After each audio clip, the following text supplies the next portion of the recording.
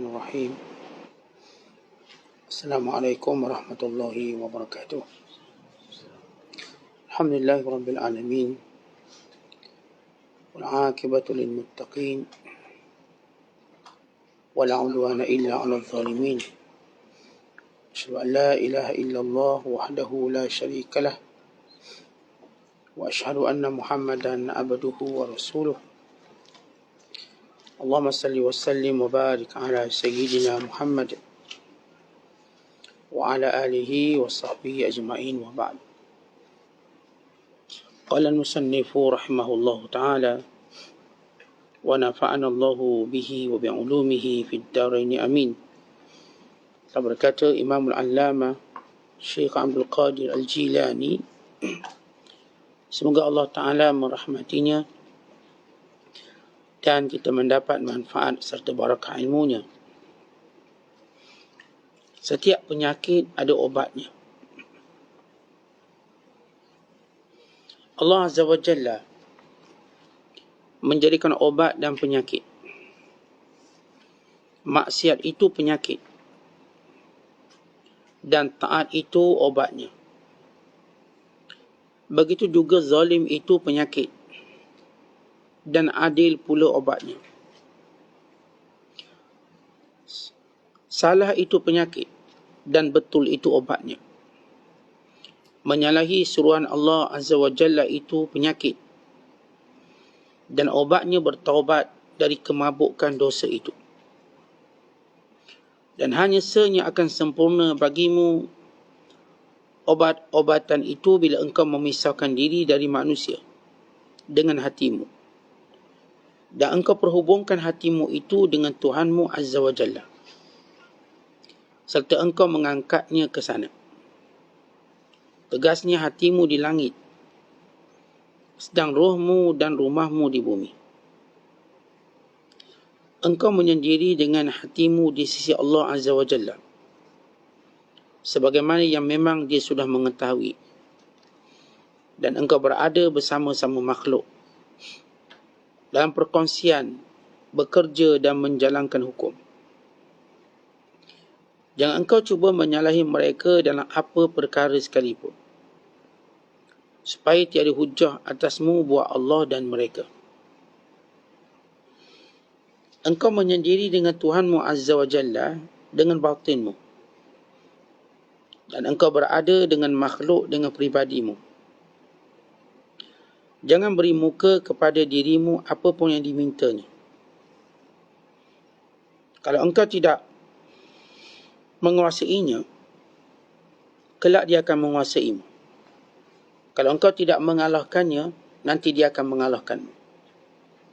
Kemudian jika dia tidak mahu juga mentaatimu apa yang engkau rancangkan dari ketaatan pada Allah Azza wa Jalla, maka segeralah engkau menderanya, menghukumnya dengan cabut kelaparan dan kedahagaan.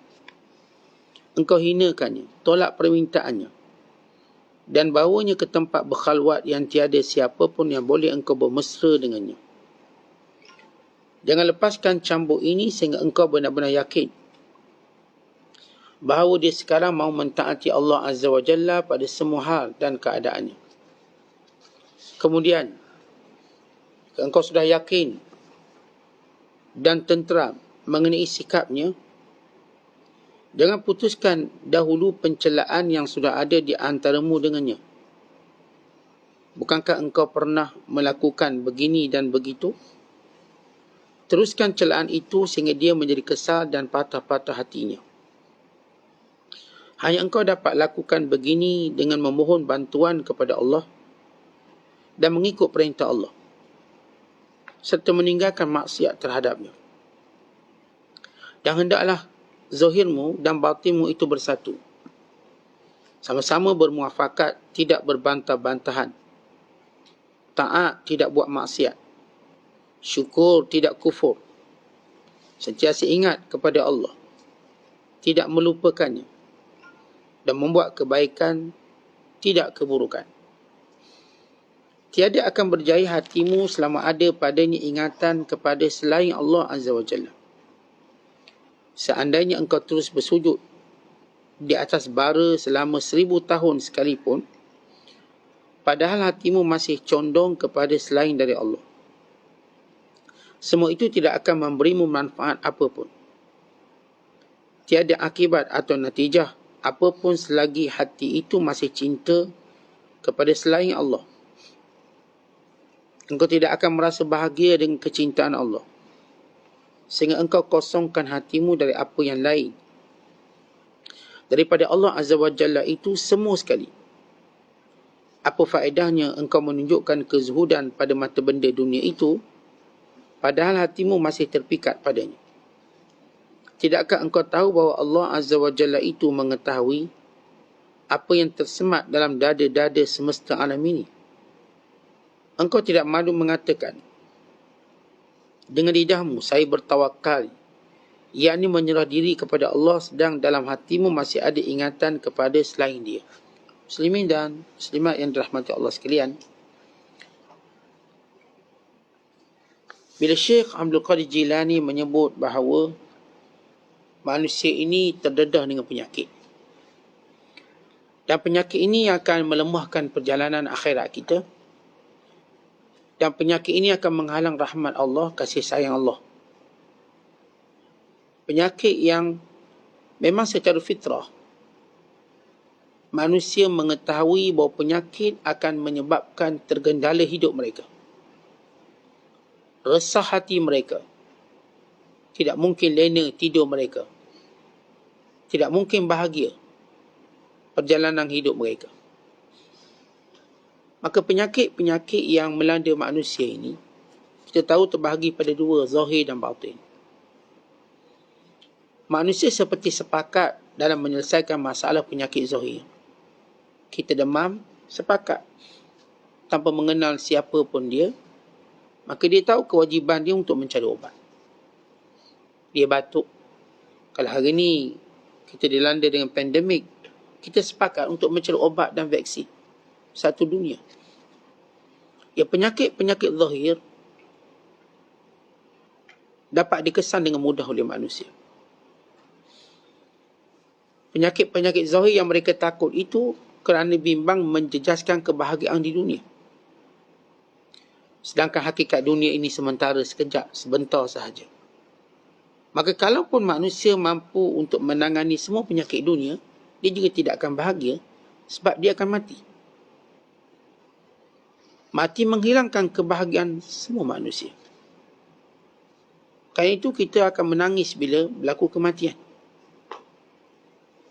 Kerana itu orang-orang yang bila ditimpa dengan musibah kematian orang tersayang yang terdekat, maka hilang segala kelazatan dunia. Maka ini pandangan manusia yang cetek. Melihat penyakit itu cuma dunia. Tetapi Allah Ta'ala mengutuskan para rasul dan para nabinya mengajar kepada kita penyakit paling bahaya, penyakit hati. Penyakit yang disebabkan, penyakit yang akan bersarang di hati, yang menjadikan kita tak akan bahagia di akhirat. Sebab Allah Ta'ala sebut dalam Al-Quran, illa man atallaha biqalbin salim, melainkan orang yang datang kepada Allah dengan hati yang selamat. Salim maksudnya ialah duna ali, tak sakit. Kita tuan-tuan nak dunia ni, kita berada dalam keadaan jasad tak sakit. Maka itulah sempurna kita. Kalau jasad kita sakit, tak sempurna kita pada pandangan orang, bukan pada pandangan kita sendiri. Kita tahu kita ada penyakit darah tinggi, kencing manis, jantung. Kita tahu kita ada penyakit lelah, asma. Kita tahu kita tak sempurna. Dan banyak benda yang kita tak mampu buat kerana ketidaksempurnaan tadi. Dan mungkin juga manusia tolak kita kerana kita tidak sempurna. Patut dapat jawatan, tak dapat. Patut naik pangkat, tak naik. Patut dapat projek itu, tak dapat. Sebab apa? Tak sempurna. Kalau tubuh badan kita tak sempurna, kita pun pergi temu duga untuk jadi polis dan askar. Adakah dia terima kita? Bila tak sempurna tinggi kita pun dah tak dapat jadi. Apatah lagi kalau ada cacat celah yang lain. Tangan bengkok, tak boleh. Sebab nak pegang pistol, nak tembak. Dia nak tembak pencuri, kena orang sebelah pencuri. Tak syarat. Dan tak ada pun orang arguing syarat. Bahkan seorang berkata, saya dulu nak jadi askar tapi tak cukup syarat. Saya dulu nak jadi pramugara tapi tak cukup tinggi. Saya dulu nak jadi doktor tapi tak cukup A.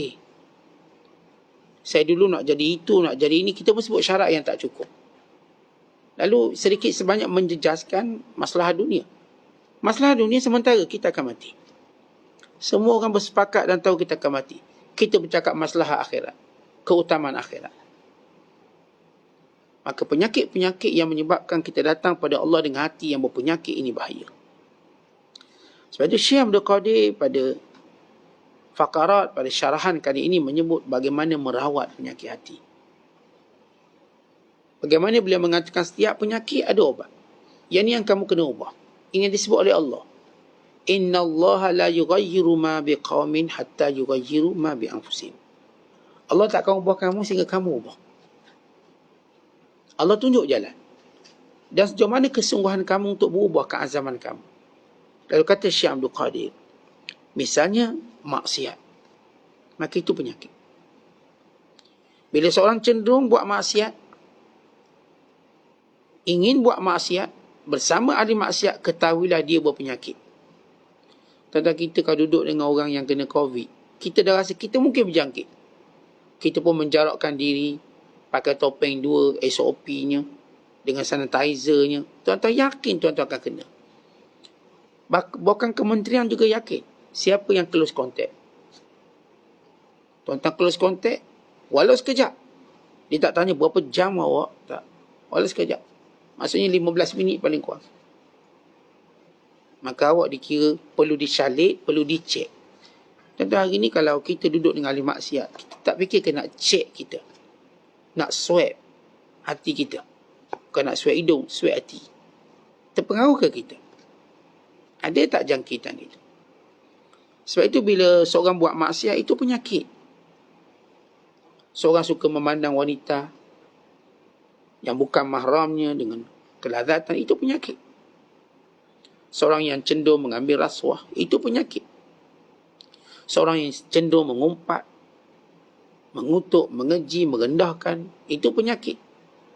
Seorang yang cenderung untuk berbalah, seorang yang cenderung untuk fitnah, itu semua penyakit. Maka obatnya ialah taat kepada Allah. Mesti taat. Tentu kena ingat bila kita buat maksiat, bukan sekadar dekat hati kita akan resah dan sebagainya, tapi Allah akan tunjuk tanda-tanda. Dan itu Abdullah bin Abbas radhiyallahu taala anhuma berkata, "Inna lil hasanati diya'an fil wajhi wa nuran fi qalbi wa sa'atan fil rizqi wa quwwatan fil badani wa mahabbatan fi qulubil khalqi." Kalau kita buat baik, tuan-tuan sekalian, maka akan ada cahaya pada wajah kita.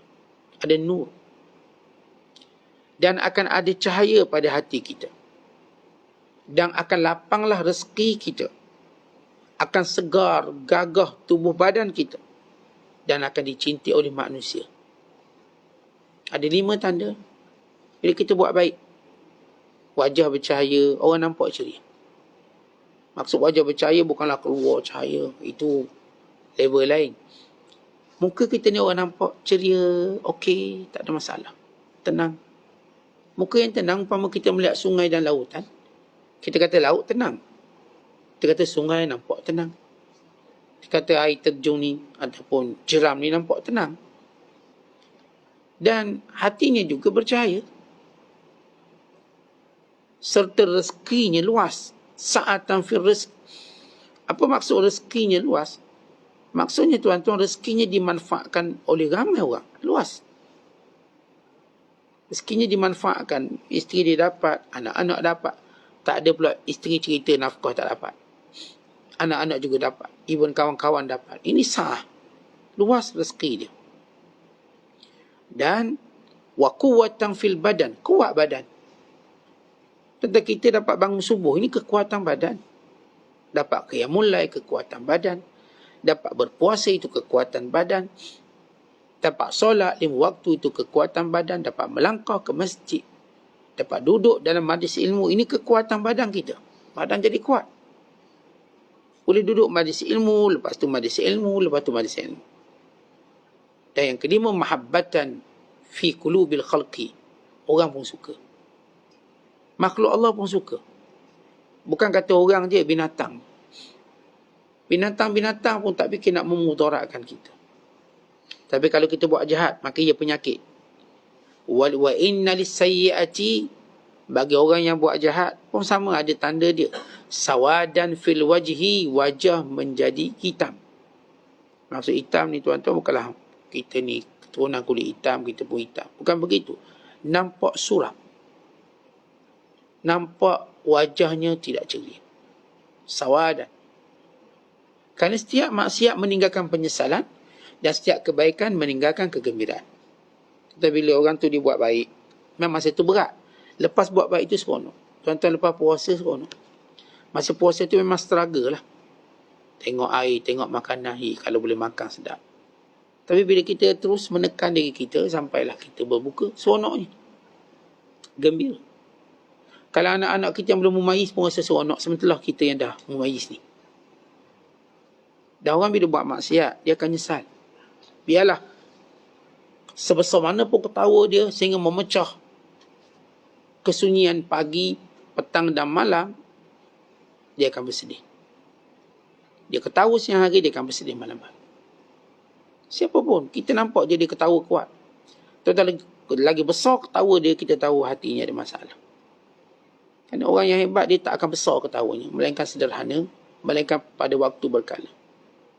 Tuan-tuan tengoklah orang-orang yang terlibat dengan yang kerjanya melawak, hatinya keras, hatinya ada masalah. Banyak kesedihan yang dilaluinya. Banyak perkara yang tak boleh dirawat dan diobat. Melainkan dia mesti meninggalkannya. Tuan-tuan, lawak sebelum jadi lain. Bila lawak sebelum jadi ni, kadang-kadang dia datang dalam keadaan tertentu, keluar lawak kita. Ia semula jadi. Fitrah. Ini yang kita sebut lawak buat-buat sehingga sampai peringkat menipu, berbohong, sampai peringkat menghina, sampai peringkat tak peduli halal haram. Kayaknya ada pelawak yang pakai pakaian perempuan, wallahi haram. Berperwatakan watak perempuan, wallahi haram. Bukan dia mesti mengiktiraf wujudnya kelompok itu. Maka golongan ini akan bermasalah. Walaupun kita tengok dia ketawa besar, tuan-tuan akan tengok perjalanan hidup dia ada masalah. Supaya kita tak ikut dia. Kemudian kata Abdullah bin Abbas, wa zulmatan fil qalb, kegelapan dalam hati. Hati pun gelap. Tetapi maksud hati gelap? Bila buat ibadat, dia tak akan melakukannya dengan rasa khusyuk, lazat. Bukan, dia tak lagi rasa bersalah meninggalkannya. Dia tidak lagi cenderung untuk mendengar ayat-ayat Allah. Tidak juga majlis ilmu. Tidak juga nasihat. Kerana hatinya sudah tak boleh masuk. Kalau dinasihati, maka dia rasa macam orang mengeji. Umpama kalau seorang urut kita, urut. Tetapi bila urut memang sakit, dia rasa orang memukul dia. Maka dia tak boleh diurut. Doktor merawat dia, dia rasa macam doktor buli dia. Walau doktor merawat dia. Ini bila hati gelap. Bila kita nasihat, dia kata, kutuk, keji. Ini tak ada kerja lain, kutuk lah ni. Ini perli lah ni. Dia kata kita perli dia. Nasihat kita dia anggap perli. Nasihat kita dia anggap macam kutuk dia. Begitu bila hati mati dan hati gelap, dia tak boleh nampak nasihat tu datang. Tentang sebab, bila hati kita baik, kita dengar nasihat, kadang-kadang kasar nasihat, kita boleh terima. Macam saya katakan, kita pesakit, doktor kadang buat kasar. Dia pulas kaki kita, dia pulas tangan kita. Demi masalah kesihatan. Kita boleh terima, kita cuma tahan. Ni doktor gigi, dia ngangakan mulut kita. Dia bersihkan sampai berdarah mulut kita. Dia cuma suruh kita sabar dan tahan. Dia tak akan berhenti. Doktor paling lembut dia kata macam ni, kalau sakit beritahu Beritahu bukan dia nak berhenti, dia buat lagi. Ni habis berdarah mulut ni. Sampailah. Lepas tu kita rasa kesan dia. Sama juga orang yang beri nasihat. Awak ni keji saya kutuk. Tak, saya nasihat awak. Sehingga awak berubah. Akhirnya kita rasa seronok. Tapi bila hati mati, tuan-tuan sekalian, nasihat tak boleh masuk. Kalau dia buat silap pun, Dia tak nampak, orang lain pun buat tak nampak.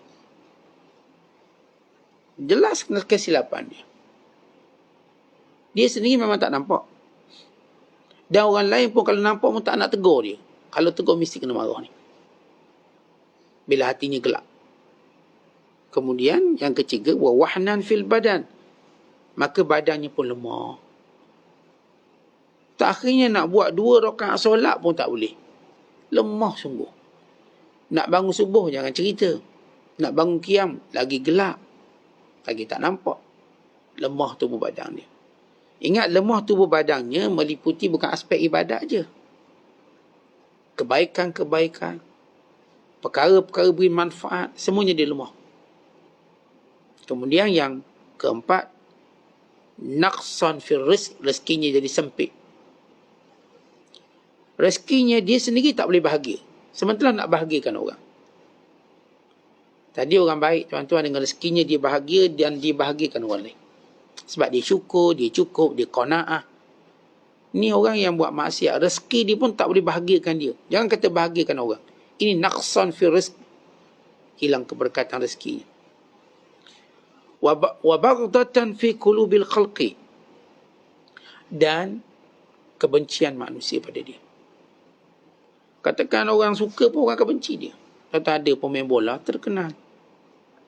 Tapi oleh kerana pasukan dia kalah, dia pun tak jadikan gol, akhirnya dia ejek dan dikeji oleh orang yang sokong dia. Dia mudah je. Sebab itu jadi selebriti ni bahaya. Sebab mereka dicintai kerana kepentingan orang tu. Kalau kamu main bola, kamu menang, kami puji kamu. Kalau kamu tak menang, kami baling kasut kami. Kerana ramai mana pemain bola sepak terkenal menjadi gelandangan di akhir hidup dia. Itu bukan cakap pemain bola Malaysia, antarabangsa. Jadi gelandangan, peminta sedekah. Pemain bola, pemain net ataupun pemain bola keranjang. Semua selebriti yang dulu dipuji akhirnya menjadi gelandangan yang dihina dan dikeji oleh mereka. Tak ada orang nak tolong dia. Sebab mereka ni, tuan-tuan, naik dengan sebab selebriti, bukan kerana ketaatan pada Allah. Maka kita kena belajar daripada perjalanan hidup manusia. Kita, tuan-tuan, kalau naik kerana ketaatan pada Allah, kecintaan orang pada kita menjadikan orang tak putus doa untuk kita. Itu tanda cinta. Tak putus doa.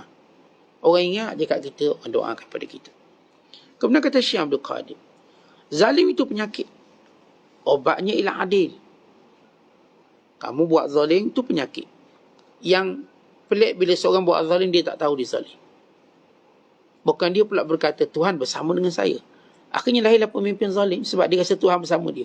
Walhal Allah memusuhi dia. Dia memenjarakan ulama, membunuh ulama. Dia tetap rasa Allah menyebelahi dia. Dia orang yang penyakit yang tak tahu dia sakit. Sebab dia tak pernah test. Dia macam gini lah, tuan-tuan, orang yang kencing manis. Dia tak pernah test kencing manis. Tak pernah test. Dia cuma confident, saya tak ada. Kalau suruh test, tak nak. Saya tahu saya tak ada. Akhirnya collapse dia mati. Sama juga orang zalim yang tidak mau ditegur, dia zalim. Dia rasa dia tak zalim, Allah bersama dia. Allah menyokong dia. Akhirnya lihat bagaimana kesudahannya. Allah tanamkan kebencian pada semua makhluk pada dia. Sehingga jatuh, terduduk dan terhina. Kemudian kata Syekh lagi, salah tu penyakit. Betul tu obat dia. Apa yang kita salah, maka kita kena obat dia. Dengan cara apa? Bertindak betul. Kita mungkin bertindak salah sebelum ini. Putuskan silaturahim dengan sekecil-kecil sebab. Putuskan persahabatan dengan sebab yang kecil. Itu salah. Maka kita betulkan. Dengan sedikit sebab kecil kita jadi marah-marah, maka itu salah. Dan kita pun tahu salah. Dengan sebab yang kecil kita sudah mengangkat suara kita, ada itu salah. Tetapi banyak kalau kita, masalahnya kita sedar salah itu selepas itu. Kita tidak mengetahui sebelum itu. Walaupun yang mengetahui selepas itu jauh lebih baik daripada yang tak tahu dia salah. Itu lagi bahaya. Sebab itu kita perlukan kawan-kawan soleh untuk tegur salah kita. Ya, kadang-kadang salah kita dah mendidik anak-anak. Kita kena betulkan. Kemudian kata Syekh Abdul Qadir lagi ialah menyalahi suruhan Allah itu penyakit. Obatnya taubat. Taubat kepada Allah SWT. Dan hanya sempurna taubat, maka di sini bermula syarah yang berikutnya. Hanya sempurna bagimu obat-obatan itu bila mana kamu memisahkan diri kamu dengan manusia. Perhubungan kamu dengan manusia. Dan kamu menyendiri dengan Allah. Baik, apa maksud menyendiri dengan Allah? Kamu mula menjadikan Allah sebagai hakim kamu. Kamu tadabbur Al-Quran, kamu tadabbur sunnah Nabi, kamu bersama dengan orang soleh, kerana mereka ini semua adalah hujah Allah Ta'ala atas kamu. Kita nak tahu kita betul salah, maka tengok Quran. Maka tengok hadis dan tengok orang-orang soleh. Apa kata orang soleh? Sebab itu kata-kata orang soleh, walau bagaimanapun perkataannya, kita perlu fikir. Kita tak gunakannya sebagai mencari salahnya. Kalau kita mencari atau kata-kata orang soleh, kita cuba cari kurang kat mana, salah kat mana, maka bertambah kurang kita dan salah kita.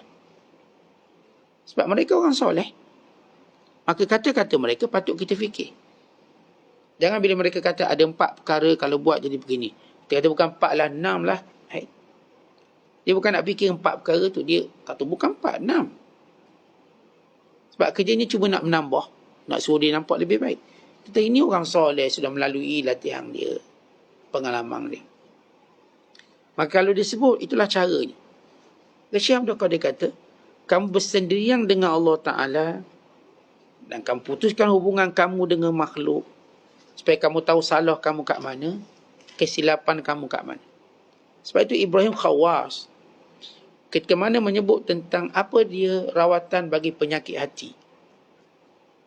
Syekh Abdul Qadir menyebut dengan mudah, asingkan dirimu daripada makhluk, pergantungan, penglihatan, kecintaan pada makhluk. Asingkan untuk satu tempoh. Kalaupun kamu terpaksa bergaul dengan makhluk, cuma secara zahir, tidak hati kamu. Jangan bergantung pada makhluk. Apapun kita usaha dan kita ikhtiar, tidak bergantung pada ikhtiar dan usaha kita, pada Allah. Kata Ibrahim Khawas, dawa'ul qalbi khamsatu asya. Obat kepada penyakit hati itu ialah 5 perkara. Yang pertama, qiraatul Quran bitadabbur. Baca Quran dengan tadabbur. Syekh Abdul Qadir kata, kamu perlu membina hubungan dengan Allah.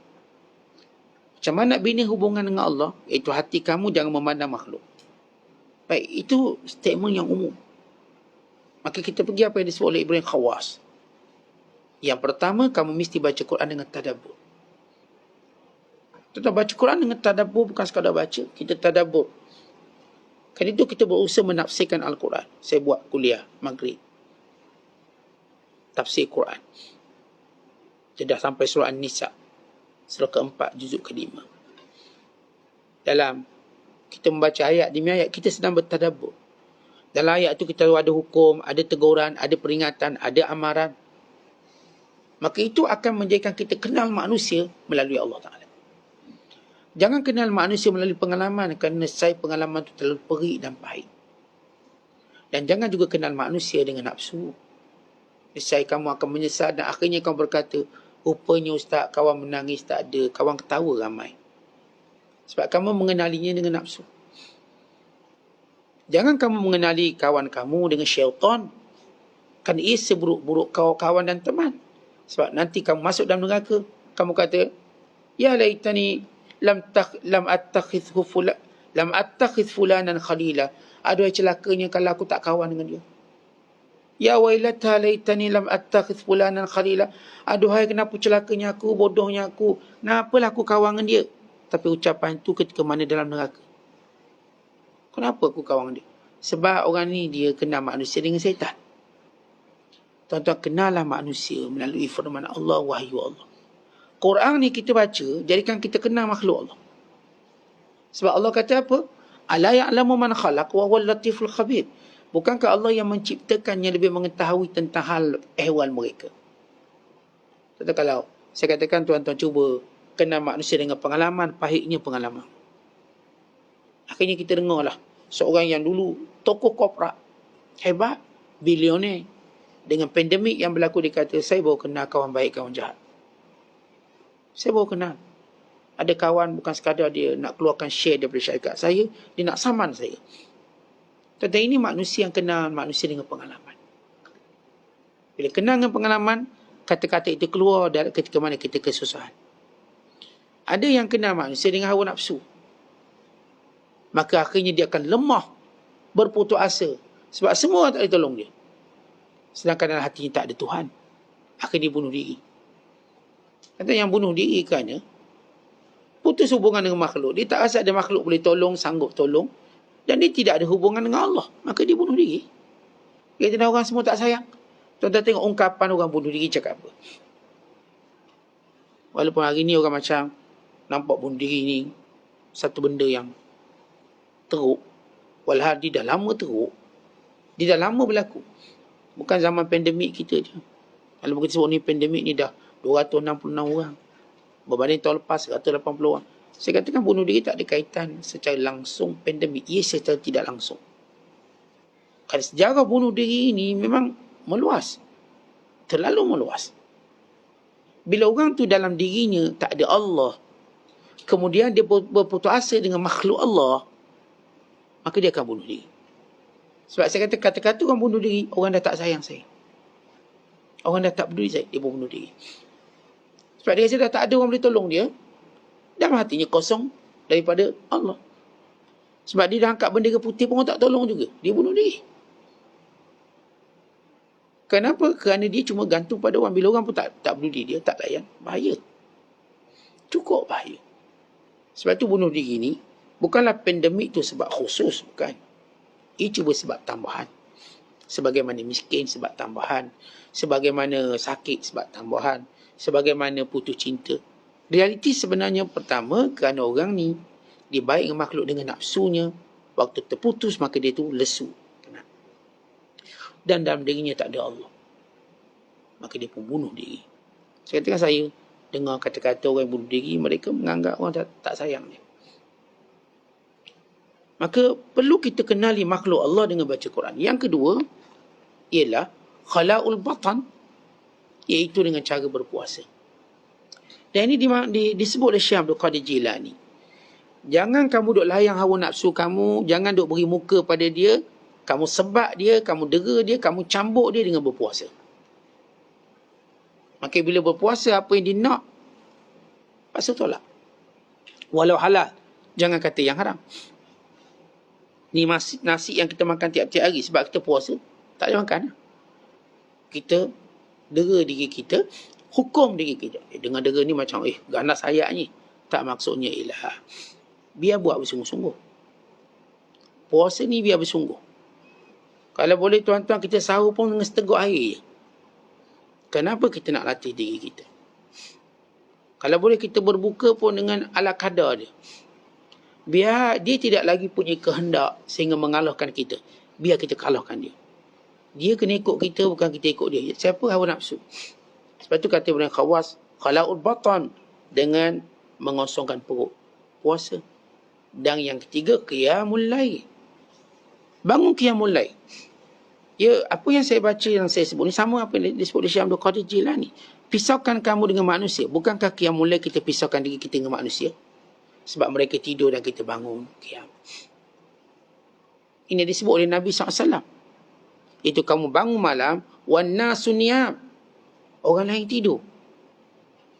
Yang orang lain tu siapa? Isteri kita, suami kita, anak-anak kita, sehingga dia tidak menyedari kita bangun malam. Kita berpisah dari mereka sementara untuk hubungkan hati kita dengan Allah. Kerana itu Allah Ta'ala memuji orang-orang yang ahli syurga dengan berfirman, tatajafa junubuhum anil madaji'i yad'una rabbahum khawfan wa tama'a wa mimma razaqnahum yunfikun. Mereka meninggalkan tempat tidur mereka, lalu berdoa kepada Allah dengan penuh rasa takut dan harap. Dan apa yang kami berikan kepada mereka, mereka nafkahkan pada jalan kami. Dan yang keempat, at-tadarru'u inda sahar. Doa sungguh-sungguh waktu sahur. Doa sungguh-sungguh. Tuan-tuan, bila kita beritahu, baik saya, baik tuan-tuan, baik siapa pun yang ada masalah hari ni, Yang kita katakan jarang kita buat. Kita tak menafikan mutlak. Kita berkata, barangkali jarang kita buat benar-benar berdoa pada waktu sahur. Perkataan tadarru' benar-benar kita merendah diri, memohon dengan sepenuh hati dan jiwa kita kepada Allah. Tak berapa orang buat tadarru' ini. Dan sejauh mana kita ajar orang yang kita kenali supaya bertadarru'. Ya, kita mungkin ajar hal-hal lain kepada dia. Tapi kita ajar atau tidak? Atau kita rasa dia macam tahu sendiri? Yang benar ni yang tak tahu. Kita selalu menyangka bahawa manusia dalam hal duniawi tak tahu. Maka kita kena beritahu. Tapi manusia dalam hal ukhrawi macam dia dah tahu. Kita tak payah beritahu. Contoh, kita mungkin tanya dia, dah makan belum? Dah makan belum? Kita rasa macam dia mungkin terlepas makan. Tapi kita jangan tanya dah semayang belum. Kita mungkin mencadangkan.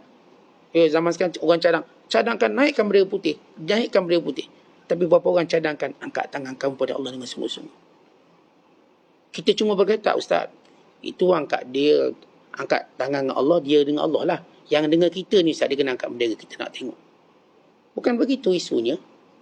Sejauh mana kesungguhan kita menegur hubungan dia dengan Allah. Kita memang terlalu nampak bila dia ada masalah hubungan dengan manusia. Kita nampak. Dan kita tak bersungguh. Kalau saya bapa, saya ayah, atau seorang tu ibu atau mak, dia nampak kekurangan anak dia bila anak dia tak makan, tak minum. Tapi bila bab solat, dia mula, tak apalah Ustaz, tahulah dia tu. Dia nampak kesilapan anak-anak zahir. Tapi bila bab tutup aurat, tak apalah Ustaz, dia kecil lagi, nanti besar ditutup lah tu. Maksudnya dalam teguran kita tak bersungguh. Kita kalau tegur dunia, sanggup berbalah untuk tegur dunia. Tapi bab akhirat, dia tahu sendirilah. Itu kan dia dengan Allah. Pandai-pandai lah dia. Ni yang dia kena buat. Tak bukan. Kita katakan, ya, kedua-duanya kita kena tegur. Kedua-duanya kita kena cadang. Tapi saya katakan, ramai orang dalam cadang akhirat dia tak bersungguh. Kalau bab cadang dunia, bertegang orang. Apa salahnya? Apa bertegang orang? Gaduh. Padahal benda sama. Yang penting kita tolong je dia. Itu penting. Yang Waimah yang cadangkan begitu, cadangkan begini. Mereka bersepakat untuk tolong kalau susah, itu je. Tapi saya katakan manusia memang bersungguh kalau tegur kesalahan, kesilapan atau kekurangan duniawi. Tapi kalau bab akhirat, kita buat lebih kurang. Ya, kita mungkin tegur pemimpin kita bila tak pandai buat lockdown, separuh masak, separuh mentah, bla bla. Tapi kita tak bersungguh tegur dia untuk kembali pada Allah. Kita tak bersungguh. Pandailah dia Ustaz. Dia kan Islam juga. Begitu kesilapan kita. Kerana hal agama bukanlah keutamaan kita. Sebab itu kita kata pandai-pandailah dia. Itu kan dia dengan Allah hal dia lah. Ni, yang zahir ni kita tegur. Sebab itu tuan-tuan, bila benda-benda yang zahir kita ambil berat sangat. Yang agama kita tak tegur dengan bersungguh-sungguh. Sebenarnya ia mengundang musibah. Apa dia musibah? Tak selesai masalah kita. Kita bersungguh suruh anak kita baca buku. Baca buku, pergi tuition. Buat itu, buat ini. Tapi tak bersungguh pun suruh solat. Tak bersungguh. Tapi kalau tak baca buku, ni atas belakang di pihaknya, pukul. Tapi kalau hak akhirat, tak apalah Ustaz. Itu kan dia dengan Allah. Pandai-pandai. Kita dengan kawan-kawan kita.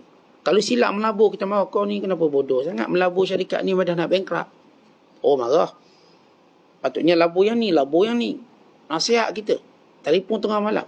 Tapi bila hak agama, tak apalah Ustaz. Itu hadiah. Dia ingat Allah. Itu salah kita berkawan. Para sahabat, bila kesalahan itu melibatkan agama, mereka cukup bersungguh-sungguh. Mereka nasihat sampai seminggu pun tak apa.